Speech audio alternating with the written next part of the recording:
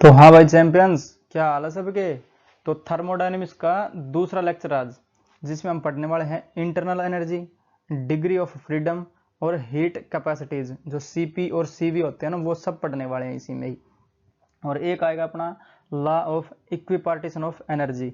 तो वो इंपॉर्टेंट है वो भी, जैसे यहाँ जगह नहीं थी इसलिए थंबनेल पे लगाया नहीं है मैंने वो। समझ रहे हो। तो सबके लिए IIT JEE neat and board exams के लिए तो ये जो अपना ये वाला लेक्चर यहाँ से शुरू होएगी प्योर थर्मोडायनेमिक्स।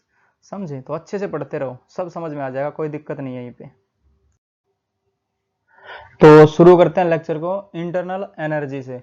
तो इसको समझने के लिए पहले हमें जो टोटल एनर्जी है सिस्टम की वो समझना पड़ेगा। तो total energy of system, total energy of system वो बराबर हो जाएगी, अगर उस सिस्टम के पास काइनेटिक एनर्जी है तो kinetic energy of system,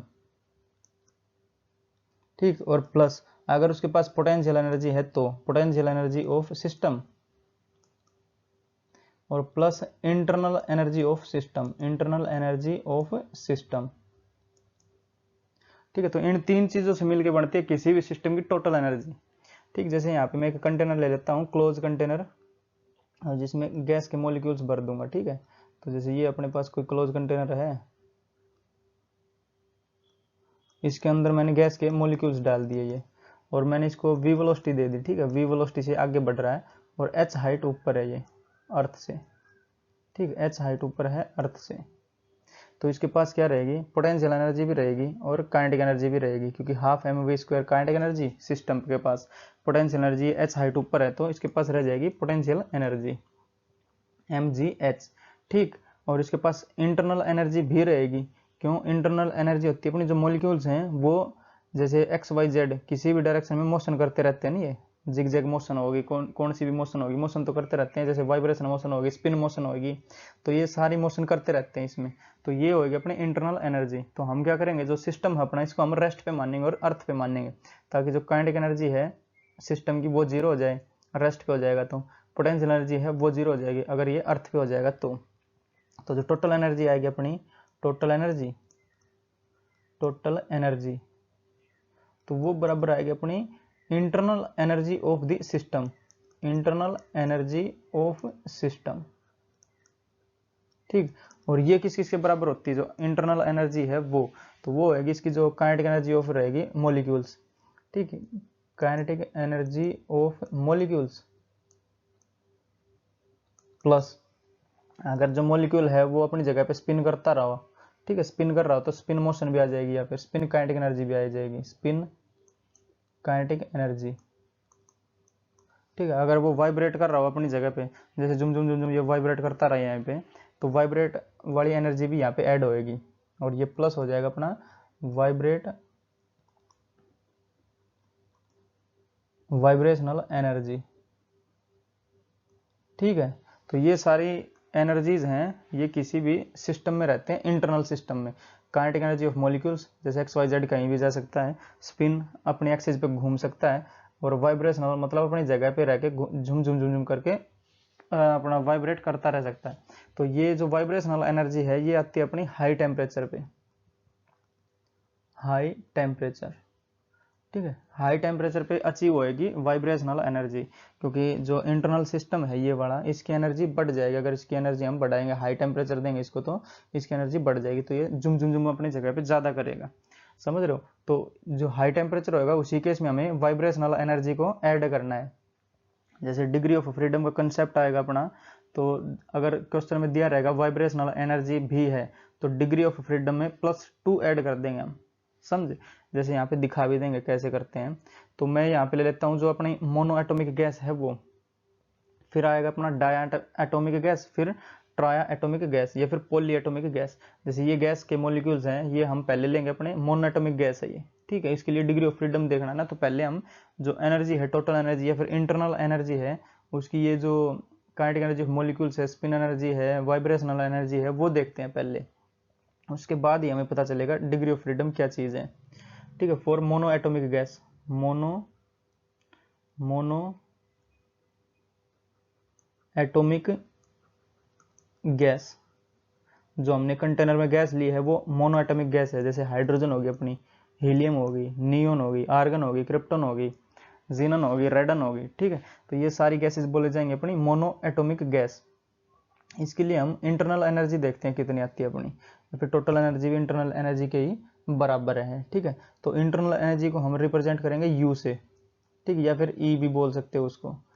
internal आई ई लिख दो, ई लिख दो, यू लिख दो, कुछ भी लिख दो, ठीक है। इंटरनल एनर्जी को हम जनरली यूज करेंगे यू से। तो ये क्या हो जाएगा अपनी काइनेटिक एनर्जी रहेगी किसकी, जो मॉलिक्यूल्स हैं, काइनेटिक एनर्जी ऑफ मॉलिक्यूल्स, और plus spin energy, spin energy, ठीक है। ये वाइब्रेशनल नहीं ले रहा हूं मैं, क्योंकि ये मैं मॉडरेट टेम्परेचर पे है ये अपने जो भी है, हाई टेम्परेचर नहीं है। अगर क्वेश्चन में दिया रहेगा हाई टेम्परेचर है तब हम वाइब्रेशनल एनर्जी को टैकल करेंगे, ठीक है। अगर यहाँ करना है तो +2 भी ऐड करना पड़ेगा फिर। तो जैसे अपने पास एक एटम है, तो एक मोनो एटमिक है ना, मतलब एक ही एटम है, तो ये किसी भी डायरेक्शन में जा सकता है। अगर यहाँ पे एक एटम हुआ तो XYZ किसी में भी जा सकता है ये। तो मैंने मान लिया ये X में गया, ये Y में गया, और ये गया अपना Z में, ठीक है, किसी भी डायरेक्शन में जा सकता है। तो इसके पास 3 तरह की काइनेटिक एनर्जी रहेगी, एक X में, एक Y में, एक Z में।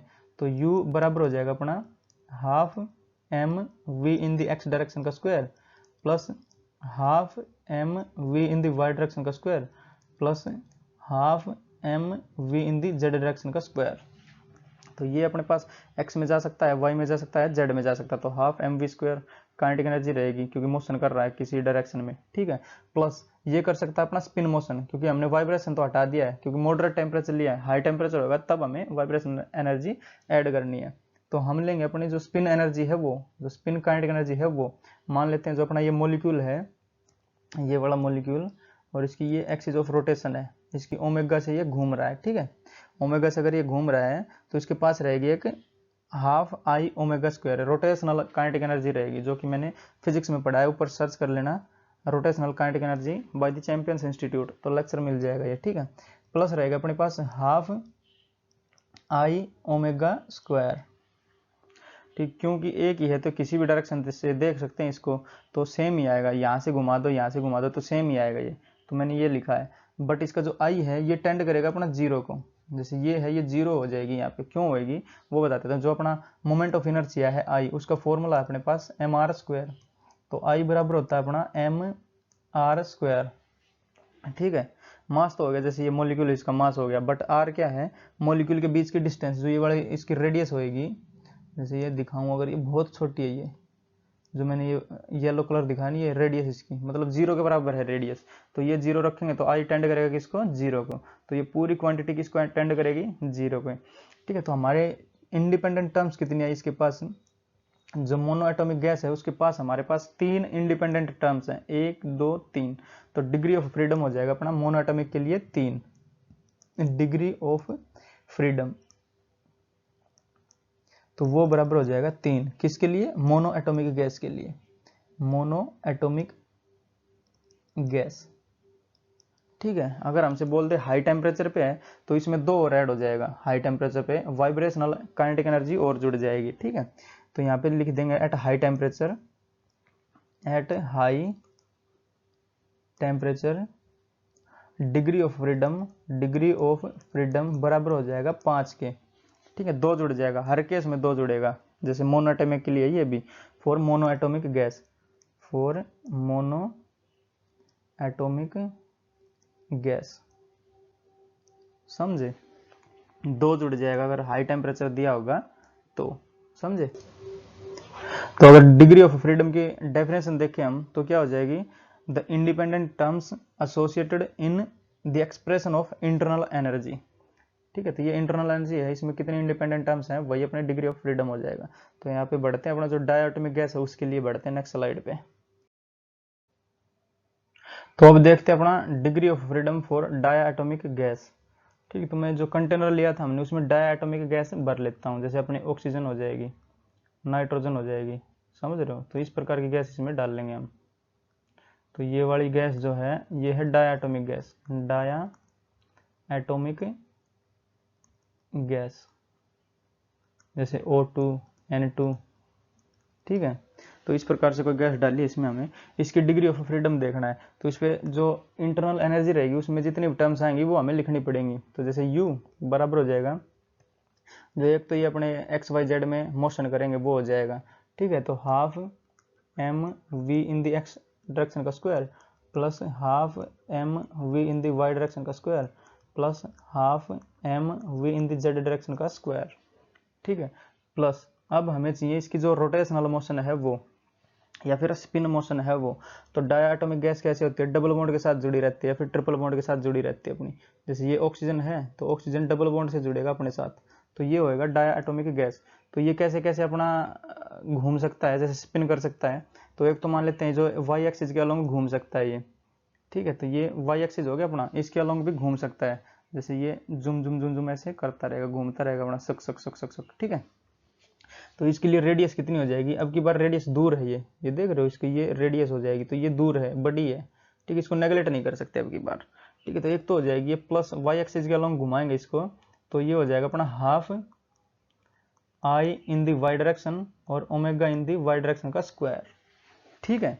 वाई डायरेक्शन में ये रहेगी, तो मैं इसको आर को मिटा दे रहा हूँ अभी दिखाने के लिए। तो ये तो था वाई डायरेक्शन के लिए। अब देख लेते हैं जेड डायरेक्शन के लिए। तो जेड के लिए क्या है, जेड के मान लेते हैं अंदर जाता हुआ है ना जेड, तो इस पॉइंट के जो मैं दिखा रहा हूँ पॉइंटर, ये वाली लाइन जैसे बोर्ड के अंदर जाती हुई है, तो इसके अबाउट भी ये घूम सकता है ऐसे, ठीक है, ऐसे घूम सकता है। तो जेड वाला भी यहाँ पे काउंट किया जाएगा। तो plus half I in the Z direction और omega in the Z direction का स्क्वायर, ठीक। अब देखते हैं जो एक्स एक्सिस है ये वाली, तो इसके स्पिन ऐसे करेगा, ये घूमेगा, ऐसे ही घूमेगा ये, ठीक है। तो ये जीरो हो जाएगा, क्यों, एक्स एक्सिस के केस में दिखाता हूँ कैसे जीरो होएगा।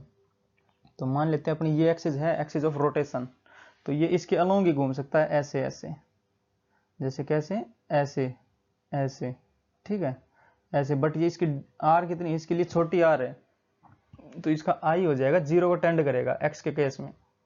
तो ये वाली टर्म मैं इसलिए यहाँ पे नहीं लिख रहा हूँ, समझ रहे हो। जैसे हमें जेड डायरेक्शन देखें, तो जेड क्या है, जो एक्सिस ऑफ रोटेशन है, जैसे ये मैंने डॉट दिखाई है, ये अंदर जाती हुई है और बाहर आती हुई है, तो इसके अलोंग तो घूम ही सकता है ये ऐसे ऐसे, ठीक।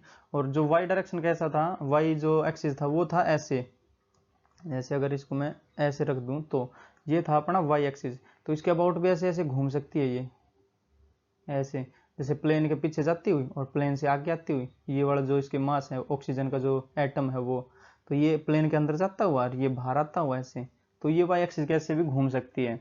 बट ये एक्स एक्सिस के अलोंग नहीं घूम सकती, क्योंकि एक्स एक्सिस के अलोंग ऐसे घूमना पड़ेगा इसको। स्पिन वाला ये जो है ऐसे पहिए की तरह घूमेगा, अगर पहिए को हम घुमा दें ऐसे रख के, एक्सेल एक्सेल वाला ये, ठीक है। तो इसके लिए आर हो जाएगा अपना जीरो, समझे। तो इसलिए एक्स की टर्म नहीं लिखी मैंने। तो डिग्री ऑफ फ्रीडम क्या होती है, जितनी इंडिपेंडेंट टर्म्स होंगी इंटरनल एनर्जी के एक्सप्रेशन में, तो ये है कितनी, 1 2 3 4 5। तो डाया एटॉमिक गैस के लिए डिग्री ऑफ फ्रीडम कितना हो जाएगा अपना 5, degree of freedom for diatomic gas, तो वो हो जाएगा 5 for diatomic gas, diatomic gas, ठीक है। तो ये हो जाएगा कितना 5। अगर यहाँ पे हाई टेम्परेचर दे दे तो वाइब्रेशनल एनर्जी भी काउंट होएगी, तो इसमें हो जाएगा 7। इस केस में, किस केस में, अगर हाई टेम्परेचर है तो at high temperature degree of freedom for diatomic gas बराबर हो जाएगी 7। तो 5 में 2 जोड़ दिए, पिछली बार 3 में 2 जोड़ा था, 5 में 2 जोड़ दिया, ठीक है। तो अब देखते हैं जो डायटोमिक गैस है, अब ट्राइएटोमिक गैस या फिर पॉलीएटोमिक गैस के लिए देखते हैं, ठीक है। तो यहाँ पे देख लेते हैं इसको हम, यहाँ पे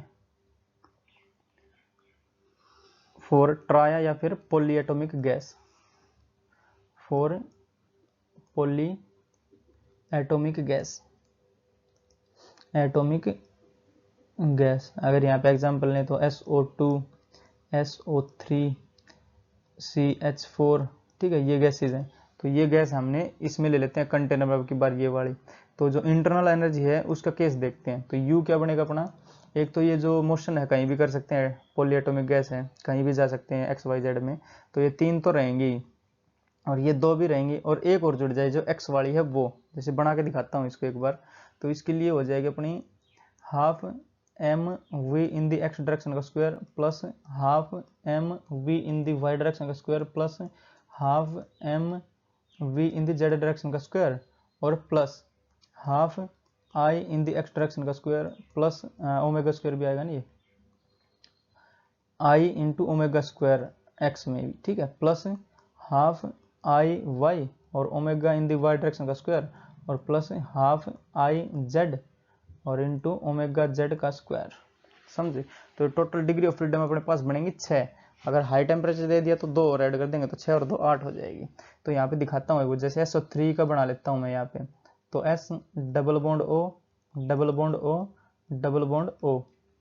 तो ये पढ़ा होगा मेरे से, जो लेविस डॉट स्ट्रक्चर है उसमें ये सब करवाए हुए हैं, इसका डॉट स्ट्रक्चर कैसे बनेगा। जैसे CH4 का बनाना हो यहाँ पे तो C 1 2 3 और 4 CH4 हो जाएगा, पर ये टेट्राहेड्रल बनेगी, ठीक है, सारे बॉन्ड इसके सेम होंगे, CH लग जाएंगे यहाँ पे। तो हम एक से ही देख लेते हैं, इससे देखते हैं पहले SO3 से।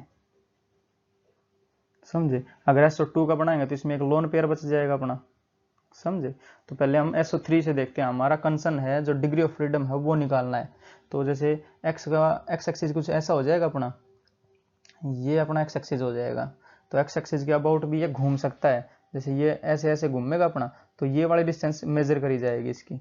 तो ये वाली डिस्टेंस दूर है, ये भी दूर है और ये भी दूर है। परपेंडिकुलर डिस्टेंस लेते हैं ना आई के लिए, आई निकालने के लिए, मोमेंट ऑफ इनर्शिया निकालने के लिए।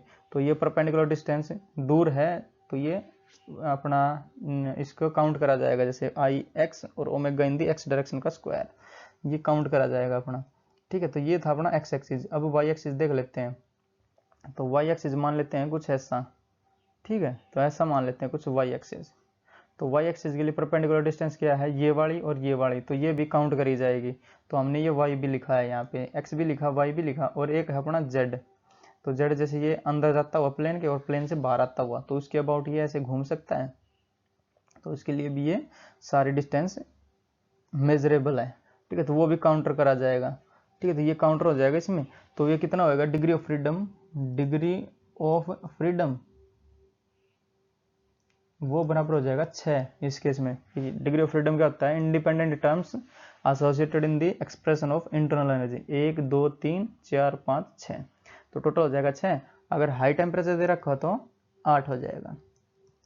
At high temperature degree of freedom for poly atomic gas हो जाएगा अपना 8, ठीक है। तो ये थे अपनी degree of freedom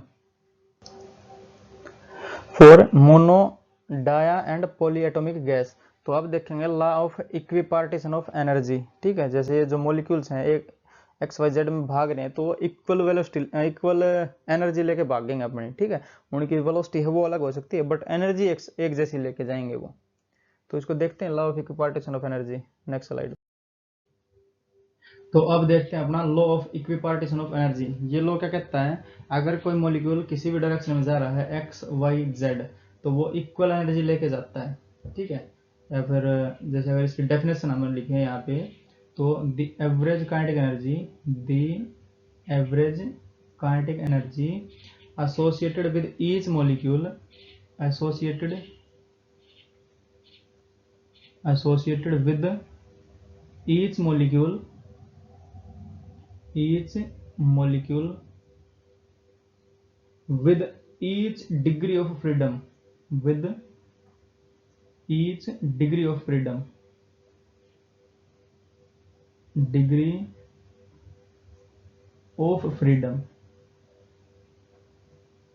with each degree of freedom is half kt, ठीक है। तो इतनी एनर्जी वो लेके जाएगा। अगर यहाँ पे हम मोनो एटॉमिक की बात करें, जैसे मोनो एटॉमिक गैस है, मोनो एटॉमिक गैस, तो इसके पास 3 टर्म होती है अपनी। तो 3 टर्म में मतलब हाफ के टी प्लस हाफ के टी और प्लस हाफ के टी, तो इतनी एनर्जी लेके जाएगा। तो इन टोटल जोड़ देंगे तो कितने हो जाएगा, 3/2 के टी हो जाएगा ये। तो ये हो जाएगा अपना 3/2 के टी। अगर 5 टर्म्स हो यहाँ पे, जैसे डायटोमिक गैस हो तो उसके लिए 5 टर्म्स आ जाएंगे, तो यहाँ पे हो जाएगा 5 के टी, 5/2 के टी। 6 हो, जैसे पॉलीएटोमिक के लिए 6 टर्म आती है, तो 6/2 के टी ये बन के आएगा। तो जो मोनो एटोमिक गैस है इसके लिए हम इसका डेरिवेशन देख लेंगे, 3/2 के टी कैसे आया। और पॉलीएटोमिक या फिर डायटोमिक के लिए समझ जाना इसी से ही, समझे। तो ये था अपना मोनो एटोमिक गैस के लिए। तो ये जो हाफ के टी के है यहाँ पे बोल्ट्जमैन कांस्टेंट, बोल्ट्जमैन कांस्टेंट, जिसकी वैल्यू है यहाँ पे 1.38 इंटू 10⁻⁻23 जूल पर केल्विन। ठीक है, और जो ये T है ये है अपना एब्सोल्यूट टेम्परेचर। ठीक है, तो ये अब हम डिराइव करेंगे 3/2 kT कैसे आया। तो इसके लिए हमें जो काइनेटिक गैस इक्वेशन है जो हमने स्टेट ऑफ मैटर में पढ़ी थी, जैसे काइनेटिक गैस इक्वेशन, तो काइनेटिक गैस इक्वेशन तो वो क्या कहती है हमें, पीवी बराबर है 1/3 mn/URMS का स्क्वायर। ठीक है, तो ये है अपनी काइनेटिक गैस इक्वेशन।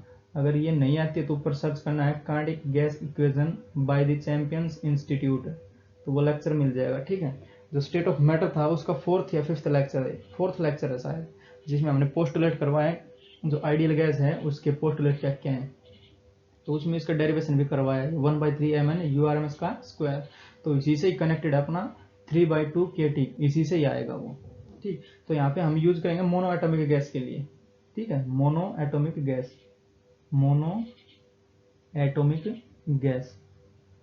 और हम यहाँ पे ले लेते हैं, जैसे अगर एक क्लोज कंटेनर ले लेता हूँ और यहाँ पे गैस के मॉलिक्यूल्स हैं अपने पास, n नंबर है ये। ठीक है, n gas molecules, n number है गैस के मॉलिक्यूल्स की। तो जो ये है अपनी ये है प्रेशर, वॉल्यूम, m है mass of one molecule, n है नंबर ऑफ मॉलिक्यूल्स, जैसे ये लिख देता हूँ, m है मास ऑफ वन मॉलिक्यूल,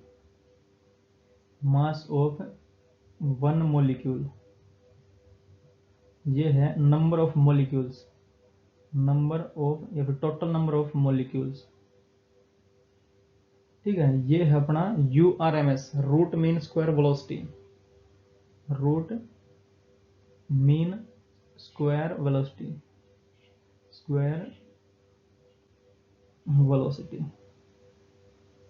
ठीक है, P है प्रेशर, V है वॉल्यूम। तो ये सारे टर्म्स गए, ये याद होना चाहिए P से क्या स्टैंड करते हैं। ठीक है, P से प्रेशर, V से वॉल्यूम, M से number of mass of one molecule, N है नंबर ऑफ मॉलिक्यूल्स, और URMS है रूट मीन स्क्वायर वेलोसिटी। अगर इसको करना है तो बता देता हूँ कैसे करना है, या फिर जो अभी डेरिवेशन करेंगे उसी में आ ही जाएगा ये। तो हम डिराइव करेंगे मोनो एटॉमिक गैस के लिए, ये आना चाहिए अपना जो टोटल एनर्जी आएगी 3/2 kT आना चाहिए। ठीक है, तो जैसे वन मॉलिक्यूल होएगा अपना, जैसे मोनो एटॉमिक गैस है तो मोनो एटॉमिक गैस के लिए हम यहाँ लिख लेते हैं, जैसे मोनो एटॉमिक गैस के लिए एक मॉलिक्यूल के लिए लिख रहा हूँ मैं, तो एक मॉलिक्यूल 3 डायरेक्शन में जा सकता है, एक्स में, वाई में, और ये जेड में। ठीक है, एक्स वाई जेड किसी में भी जा सकता है ये, समझो। इसके पास जो रोटेशनल है वो नहीं रहेगी, क्योंकि ये अपने एक्सिस पे घूमेगा। मान लेते हैं ये मॉलिक्यूल अपना, ये अपने एक्सिस के ऊपर घूमेगा, जो कि हमने बताया था। तो ये ओमेगा से घूम तो रहा है, बट जो आर है वो बहुत छोटा है, तो इसका जो आई रहेगा वो 0 के बराबर टेंड करेगा। ठीक है, तो इसमें रोटेशनल वाली चीजें नहीं आएंगी, समझ रहे हो। जब ये तो 3 टर्म्स जाके बनेंगी ये, जैसे यू एक्स में जा सकता है, यू वाई में जा सकता है, और जेड में जा सकता है अपना।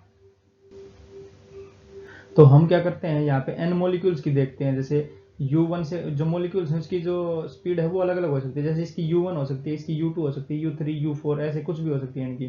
तो हम काइनेटिक एनर्जी देखेंगे एन मॉलिक्यूल्स की, kinetic energy of n molecules.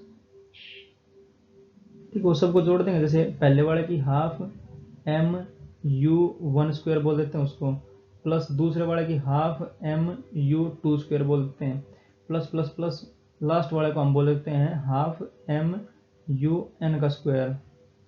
ठीक है, तो इनमें से हाफ m कॉमन आ जाएगा सारा, तो ये हाफ और m आ जाएगा अपना कॉमन, तो बचेगा क्या, u1² प्लस u2², और प्लस ऐसे ही चलता रहेगा अपना un²।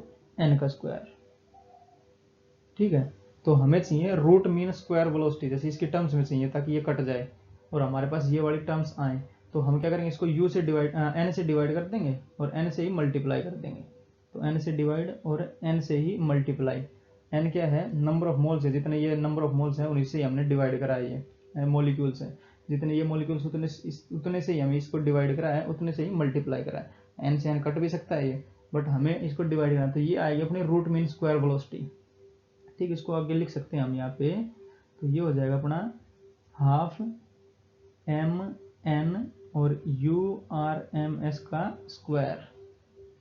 ठीक, तो ये बनेगी kinetic energy of N molecules of mono atomic gas, समझे। तो यहाँ पे मैं सिंपली के ई लिख देता हूँ, तो K E kinetic energy of N molecules of mono atomic gas, क्योंकि हम यूज कर रहे हैं इसको मोनो एटॉमिक गैस के लिए, समझे। तो जो रूट मीन स्क्वायर वेलोसिटी है उसको यहाँ पे देख लेते हैं, तो इसको मिटा रहा हूँ यहाँ। तो पहले हम उसका स्क्वायर करेंगे, फिर मीन करेंगे और फिर उसका रूट लगा देंगे। जितनी भी वेलोसिटीज हैं, जैसे रूट मीन स्क्वायर वेलोसिटी, तो पहले हम वेलोसिटी लेंगे फिर उसका स्क्वायर करेंगे। तो जैसे पहले u1 square plus u2 square और प्लस un स्क्वायर, ठीक, उसका फिर मीन निकालेंगे हम। तो ये n है तो टोटल नंबर n से डिवाइड कर देंगे इसको, ठीक है। तो ये हो जाएगा अपना डिवाइड बाई n, 2 नहीं, डिवाइड बाई n, ठीक है। तो डिवाइड बाई n और फिर लगा देंगे इसका रूट, तो ये बनेगी अपनी root mean square velocity RMS और VRMS या फिर URMS कर दो इसको, ठीक है। तो ये जाके बनते अपनी RMS, तो इसका अगर स्क्वायर करें तो ये हो जाएगा URMS का स्क्वायर। तो ये URMS का स्क्वायर हमने लिखा और ये रूट हट जाएगा यहाँ से, तो ये बचेगा URMS, इतना इतना बचेगा URMS, तो यही तो हमने लिखा URMS। तो ये हाफ एम और ये वाला n और URMS का स्क्वायर, समझे। तो अपने पास काइनेटिक एनर्जी आ गई हाफ mn URMS का स्क्वायर, और जो काइनेटिक गैस इक्वेशन कहती है वो है PV is equal to 1/3 mn URMS का स्क्वायर, ठीक है। तो हम बढ़ते हैं अब आगे, तो जो ये वाला इक्वेशन है इसको डिवाइड कर देंगे इससे, तो बढ़ेंगे आगे पहले, तो दोनों ये लिखनी पड़ेंगे हमें। तो यहाँ पे लिखते हैं हम काइनेटिक गैस इक्वेशन, जो कि अपने आती है PV बराबर है अपना 1/3 mn और URMS का स्क्वायर, ठीक है। तो इसको इक्वेशन 1 नाम देता हूँ मैं, ठीक है। ये है अपनी इक्वेशन 1, और एक जो अब हमने निकाली है जो काइनेटिक एनर्जी है वो, यानी 1/2 mn और URMS का स्क्वायर, तो इसको नाम दे देता हूँ इक्वेशन 2, ठीक है। तो ये काइनेटिक एनर्जी कौन सी है, ये है n मोलिक्यूल्स की फॉर मोनो एटॉमिक गैस, तो ये हमें याद रखना है। काइनेटिक एनर्जी कौन सी है, kinetic energy of n molecules of mono atomic gas, ठीक है। मोनो एटॉमिक गैस के लिए ये मोनो एटॉमिक गैस। तो हम क्या करेंगे, इक्वेशन 1 को इक्वेशन 2 से डिवाइड कर देते हैं, या फिर इक्वेशन 2 को डिवाइड कर देते हैं इक्वेशन 1 से, क्योंकि हमें चाहिए काइनेटिक एनर्जी। तो 2 को डिवाइड करेंगे 1 से, ठीक। तो ये क्या बन जाएगा अपने पास KE और डिवाइड बाई बनेगा अपना PV और बराबर हो जाएगा 3/2। देखो कैसे, तो ये है 1/2 और ये नीचे आएगा 3/2, तो 3 जंप करके ऊपर चला जाएगा, तो 3/2 बन जाएगा ये। अगर काइनेटिक एनर्जी देखी जाए यहाँ पे, तो KE वो बराबर आ रही है अपनी 3/2 PV के, तो ये KE सिंपली कर देता हूँ 3/2 PV, KE बराबर हो जाएगा अपना 3/2 P और V। ये काइनेटिक एनर्जी कौन सी है वो भी याद रखनी है हमें, ये है अपनी n मोलिक्यूल्स के लिए, n molecules of mono atomic gas, ये वाली। तो हमें जो एक आइडियल गैस इक्वेशन है अपने पास, जो कि होती है PV बराबर है nRT, ठीक। तो हम यहाँ पे बात करेंगे हम 1 मोल की, जो ये क्या होता है, ये नंबर ऑफ मोल्स होता है। तो हम ये जो वाली इक्वेशन है इसको 1 मोल के लिए बनाएंगे इसको, ठीक। तो ये हो जाएगा अपना PV बराबर हो जाएगा RT 1 मोल के लिए, जो आइडियल गैस इक्वेशन है, आइडियल गैस इक्वेशन फॉर 1 मोल। तो हम वो जो इक्वेशन है ये वाली इसको 1 मोल के लिए बनाएंगे, तो PV की जगह तो आ जाएगा अपना RT, बट ये हमें 1 मोल के लिए बनाना पड़ेगा। अब है ये n मोलिक्यूल्स के लिए, तो 1 मोल में कितने मोलिक्यूल्स, अवोगाड्रो नंबर, तो 1 मोल बराबर है अपना Na अवोगाड्रो मोलिक्यूल्स। बट ये जो हमने ऑलरेडी देख रहे किसके लिए, n मोलिक्यूल्स के लिए है, तो इसको हमें एवोगाड्रो नंबर से और मल्टीप्लाई करेंगे, ठीक है। तो ये कितना हो जाएगा, kinetic energy of any molecules तो पहले ही है, फिर हमें 1 मोल के लिए चाहिए, मतलब अवोगाड्रो नंबर के लिए और चाहिए, तो Na कर देंगे यहाँ पे और बराबर हो जाएगा अपना 3/2 और PV की जगह लिख देंगे अब RT, क्योंकि ये 1 मोल के लिए हमने, 1 मोल के लिए करें एन की वैल्यू 1 रखी है, तो ये पी के बराबर हो जाएगा अपना आर टी के। तो ये हो सकता है यहाँ पे आर टी लिख देंगे हम 3/2 आर टी। ये किसके लिए है अपना 1 मोल के लिए। ऑलरेडी हमारे पास n मोलिक्यूल्स थे, बट हमें एन ए यानी जो अवोगाड्रो नंबर है उस उतने मोलिक्यूल्स के लिए और चाहिए 1 मोल के लिए। तो हम यहाँ पे मल्टीप्लाई करेंगे जितने आपने था, ये मान लीजिए एक था एन ए से और गुणा कर देते हैं, बट हमें चाहिए एन ए अवोगाड्रो मोलिक्यूल्स के लिए, ये समझे। तो ये काइनेटिक एनर्जी किसकी हो जाएगी यहाँ पे, काइनेटिक एनर्जी 1 मोलिक्यूल की हो जाएगी अपनी। काइनेटिक एनर्जी बराबर हो जाएगी अपनी 3/2 आर बाई एन ए और इनटू हो जाएगा टी। तो ये जो आर बाई एन ए होता है ये होता है बोल्ट्जमैन कांस्टेंट। बोल्ट्जमैन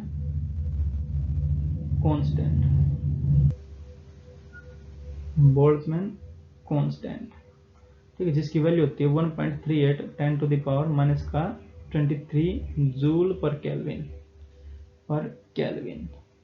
ठीक है, तो जैसे अगर इसको देखा जाए तो के भी लिख सकते हैं इसको ना। तो काइनेटिक एनर्जी कितनी हो जाएगी, काइनेटिक एनर्जी वो बराबर हो जाएगा अपनी 3/2 के टी। और ये किसके लिए थी, for mono atomic gas.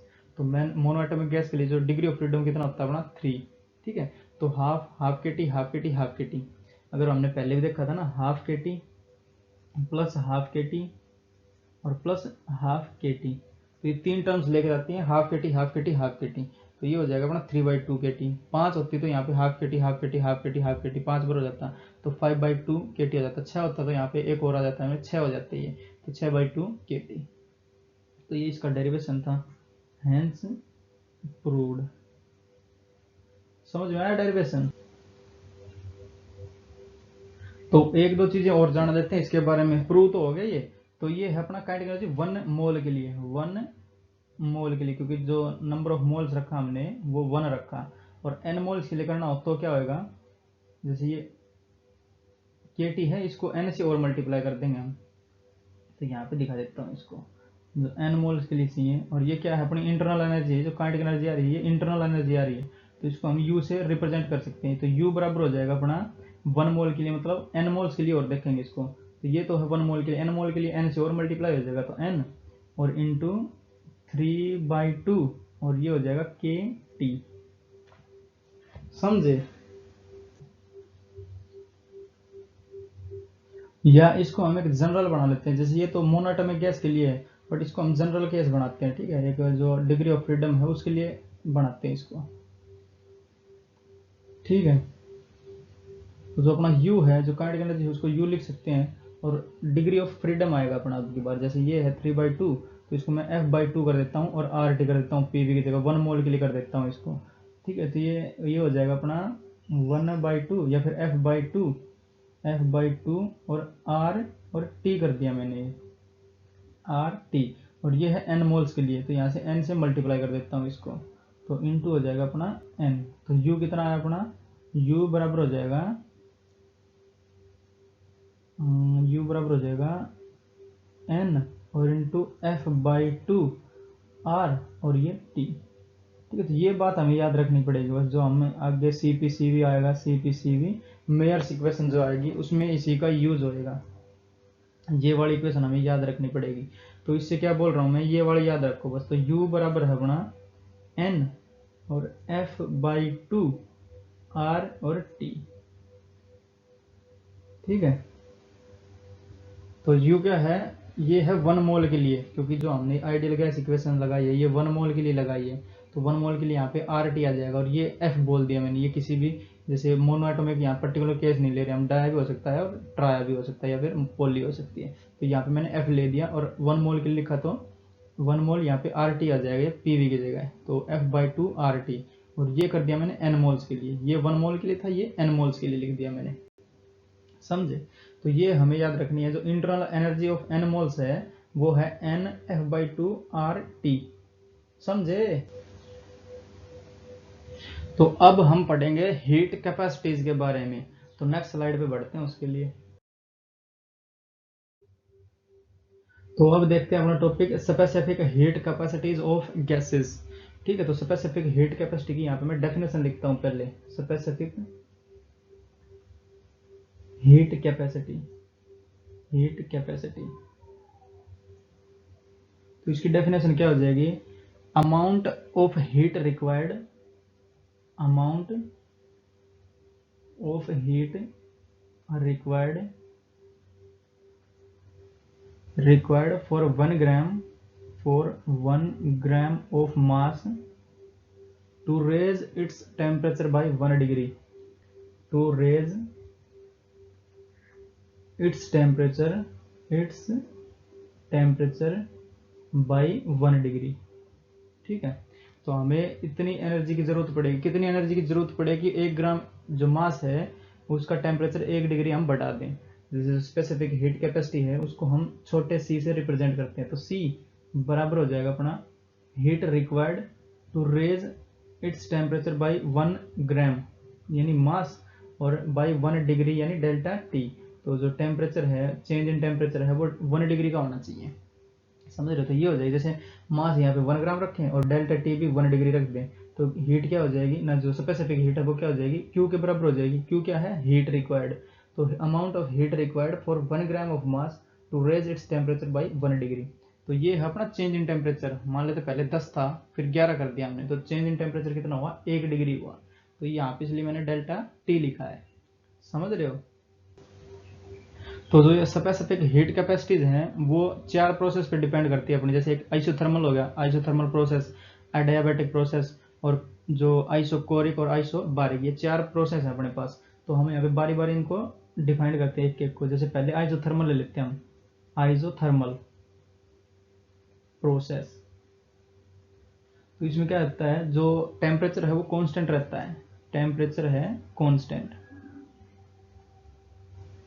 Iso मतलब सेम और थर्मल मतलब टेम्परेचर से रिलेटेड, तो टेम्परेचर कांस्टेंट होएगा इसमें। अगर टेम्परेचर कांस्टेंट है डेल्टा टी, तो ये 0 हो जाएगा अपना, चेंज इन टेम्परेचर हो जाएगा अपना 0। तो डेल्टा टी बराबर हो जाएगा अपना 0। तो जो स्पेसिफिक हीट कैपेसिटी है वो क्या टेंड करेगी, इन्फिनिटी को। तो सी हो जाएगा यहाँ पे इन्फिनिटी, तो सी अपना इन्फिनिटी को टेंड करेगा, समझे। तो अगर एक यहाँ पे ले लेते हैं हम, जो एडियाबैटिक प्रोसेस है वो अपने वाली, तो एडियाबैटिक प्रोसेस, एडियाबैटिक प्रोसेस जहाँ पे हीट का ट्रांसफर 0 हो, यानी डेल्टा क्यू बराबर होना चाहिए अपना 0। ठीक है, ये है अपनी एडियाबैटिक प्रोसेस। तो डेल्टा क्यू यानी 0, तो यहाँ पे हम 0 रखेंगे तो सी क्या हो जाएगा अपना, सी 0 को टेंड करेगा, तो सी अपना टेंड करेगा 0 को। तो specific heat capacities of gases, ये गैसेज के लिए पढ़ रहे हैं ना, तो वो 0 से इन्फिनिटी तक कुछ भी हो सकती है। ठीक, तो यहाँ पे मैं लिख देता हूँ इसको। तो specific heat capacities of gases can be anything between 0 and infinity, ठीक है। 0 से इन्फिनिटी के बीच में कुछ भी हो सकती है। अगर यहाँ पे हम पर्टिकुलरली वाटर की बात करें तो यहाँ पे स्पेसिफिक हीट ऑफ वाटर लिखते हैं, तो CH2O, तो वो अपनी 4.2 जूल पर ग्राम और पर डिग्री सेंटीग्रेड। ठीक है, अगर हमारे पास 1 ग्राम पानी है तो उसका एक डिग्री टेम्परेचर बढ़ाने के लिए उसको 4.2 जूल एनर्जी देनी पड़ेगी। ठीक है, तो ये है अपना लिक्विड का। बट ये जो गैसेज हैं वो 0 से इन्फिनिटी कुछ भी हो सकता है उसमें। अगर आइसो थर्मल प्रोसेस है तो उसका टेम्परेचर बढ़ाए जाओ कुछ नहीं होगा, टेम्परेचर तो कांस्टेंट रहेगा। तो स्पेसिफिक हीट है उसका जो टेम्परेचर बढ़ेगा ही नहीं कुछ भी। ठीक है, तो वो हो जाएगा अपना इन्फिनिटी को टेंड करेगा ये स्पेसिफिक हीट कैपेसिटी। अगर वो एडियाबैटिक है तो डेल्टा क्यू यानी क्यू उसकी 0 है, चेंज इन हीट 0 है, तो यहाँ पे 0 रखेंगे तो सी अपनी 0 आ जाएगी। तो यहाँ पे स्पेलिंग को सही कर लो, GASES, गैसेज। ठीक है, तो जो हमारे पास फेमस टर्म्स हैं वो है CP और CV, कांस्टेंट प्रेशर पे और कांस्टेंट वॉल्यूम पे। जैसे ये तो 0 हो जाएगा आइसोथर्मल कांस्टेंट टेम्परेचर पे, तो ये अपना इन्फिनिटी, और कांस्टेंट क्यू पे हीट पे एडियाबैटिक पे इस पे 0 हो जाएगी। तो यहाँ पे हम देखते हैं अपनी जो तीसरी है वो देखते हैं कांस्टेंट टेम्परेचर या फिर वॉल्यूम पे, एट कांस्टेंट वॉल्यूम। तो स्पेसिफिक हीट कैपेसिटी यहाँ पे CV लिख देंगे हम, यहाँ छोटा v आएगा ना, तो C छोटा v, या फिर ये छोटा ही C भी है, ये छोटा ही C है और छोटा ही v है, तो ये बराबर हो जाएगा अपना Q/m डेल्टा T। ठीक है, अगर इसकी डेफिनेशन लिखें हम तो heat required for 1 gram of mass to raise its temperature by 1 degree at constant volume. ठीक है, ऐसे ही Cp हो जाएगा, तो यहाँ पे भी Cp लिख देता हूँ। तो eight constant pressure, eight constant pressure, तो वो क्या हो जाएगा अपना Cp बराबर हो जाएगा Q by m delta t. ठीक है, heat required for 1 gram of mass to raise its temperature by 1 degree at constant pressure. तो ये हो जाएंगे अपनी Cp या specific heat capacities at different processes. ठीक है, तो एक तो ये आइसोकोरिक बोलेंगे, एक को आइसोबारिक बोलेंगे। ये हो जाएगी अपनी आइसोबारिक यानी बार प्रेशर, तो ये सेम रहेगा, सेम प्रेशर कांस्टेंट प्रेशर पे। ये आइसोकोरिक हो जाएगी कांस्टेंट वॉल्यूम पे, आइसोकोरिक प्रोसेस। ठीक है, और ये आइसोबारिक प्रोसेस। ठीक है, ये अपने Cp और Cv है। अब जाके इनमें जो अपनी मोलर स्पेसिफिक हीट कैपेसिटीज है वो देखेंगे। ठीक है, ये तो था 1 ग्राम के लिए, और मोलर वाला हो जाएगा 1 मोल के लिए। ठीक है, बढ़ते हैं नेक्स्ट स्लाइड में, उनको और समझ लेते हैं। तो अब देखते हैं अपना molar specific heat capacities. Molar specific heat capacities. ठीक है, तो जैसे अगर यहाँ पे मोल की बात हो जाएगी, पहले क्या ग्राम की बात थी, अब यहाँ पे मोल की बात हो जाएगी। तो amount of heat required to raise the temperature of 1 mole of a gas by 1 degree. ठीक है, तो जैसे यहाँ पे CV कर देता हूँ एक, जो टेम्परेचर और जो अडायाबेटिक प्रोसेस है उसके लिए तो 0 और इन्फिनिटी रहेंगे ये, तो Cp और Cv के लिए आएगा। तो ये है कैपिटल C और वो स्पेसिफिक वाला था स्मॉल c। ठीक है, तो Cv बराबर हो जाएगा अपना heat required to raise the temperature of 1 mole. ठीक, और बाई 1 डिग्री या फिर यूनिट डिग्री, तो ये n मोल्स आया अपना, समझे। और यहाँ पे अगर कांस्टेंट प्रेशर पे लिखे हैं तो ये हो जाएगा अपना Cp, वो भी सेम ही हो जाएगा, हीट रिक्वायर्ड फॉर 1 मोल यानी n और डेल्टा T। ठीक है, तो ये हमें याद रखनी पड़ेगी। जो मेयर्स इक्वेशन है वो इन दोनों के बीच में है, Cp और Cv। ठीक है, जो कि मोलर स्पेसिफिक हीट है उनके बीच में है ये। अगर इनको हम Q के टर्म्स में लिखने चाहें तो Q के टर्म्स में और लिख लेते हैं, क्योंकि जो आगे आएगा वो अपना फर्स्ट लॉ ऑफ थर्मोडायनेमिक्स आएगा, तो उसमें हमें Q इंटरनल एनर्जी और जो वर्क है उनके बारे में ही बात करनी पड़ेगी। ठीक है, तो ये हो जाएगा NCV और डेल्टा T। ठीक है, Q बराबर हो जाएगा NCV डेल्टा T, किस केस में, जब वॉल्यूम कांस्टेंट है अपना। ठीक, और ये हो जाएगा Q बराबर हो जाएगा NCP डेल्टा T, ये कब होएगा, जब अपना प्रेशर कांस्टेंट रहेगा। ठीक है, तो ये हमें याद रखना है। तो रोकते हैं लेक्चर को यहीं पे, और जो हमें याद रखनी है इस पर्टिकुलर अपने लेक्चर से, तो एक तो ये वाली है बातें दो।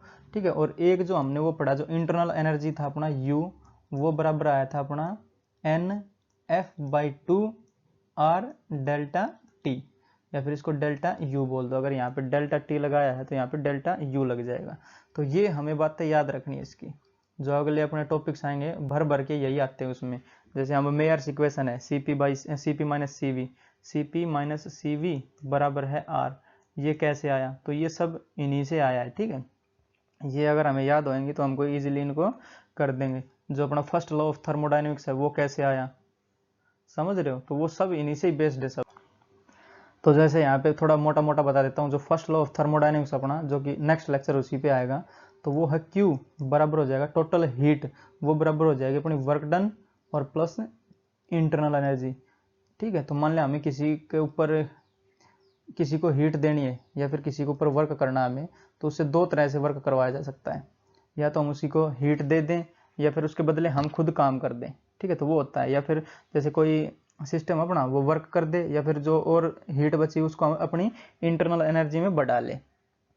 ठीक है, तो अगर देखा जाए तो ये F/2 RT बनता है। जैसे अगर इस वाले को और इस वाले को कंपेयर करें तो ये जो CV है वो बनता है F/2 RT के। तो इसी से ही शुरुआत करेंगे नेक्स्ट लेक्चर की, हम बता रहे हैं ना।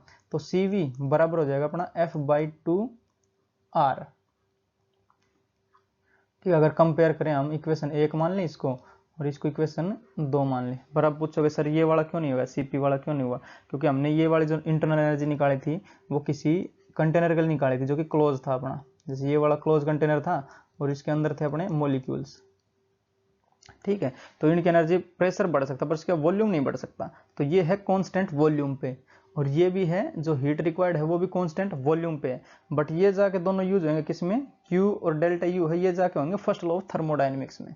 जैसे ये है ना अपना first law of thermodynamics, law of thermo D. तो ये जब वर्क डन जीरो हो जाएगा तो जो एनर्जी है अपनी या फिर इंटरनल एनर्जी है या फिर जो हीट रिक्वायर्ड है वो सारी इंटरनल एनर्जी में कन्वर्ट हो जाएगी। अगर यहाँ पे W जीरो करते हम तो ये वाली और ये वाली दोनों बराबर हो जाएंगी, फिर ये वाली देख रहे हो, ये वाली और ये वाली कांस्टेंट प्रेशर पे नहीं हो सकता, क्योंकि ये वाली जो हमने ये वाली जो निकाली है ये कांस्टेंट वॉल्यूम पे है, क्योंकि इसका वॉल्यूम नहीं बढ़ सकता ना कंटेनर का, तो ये है कांस्टेंट वॉल्यूम के लिए। तो अगर इस दोनों को कंपेयर करेंगे तो CV ये कैपिटल C है और ये F/2 R आ रहा है अपना, ठीक है। तो इससे आगे चल के हमारे ये सब प्रूव हो जाएंगे, इसमें कोई दिक्कत नहीं आएगी। अगर ये वाले नहीं देखोगे ये वाला और ये वाला तो कुछ समझ में नहीं आएगा। ये कहाँ से आया अपना law of equipartition of energy से आया है, समझ रहे हो। तो ये बातें याद रखनी है इस वाले लेक्चर से। तो रोकते हैं लेक्चर को यहीं पे, पढ़ाई करते रहो। All the very best. जो नेक्स्ट लेक्चर आएगा अपना फर्स्ट लॉ ऑफ थर्मोडी आएगा, ठीक है।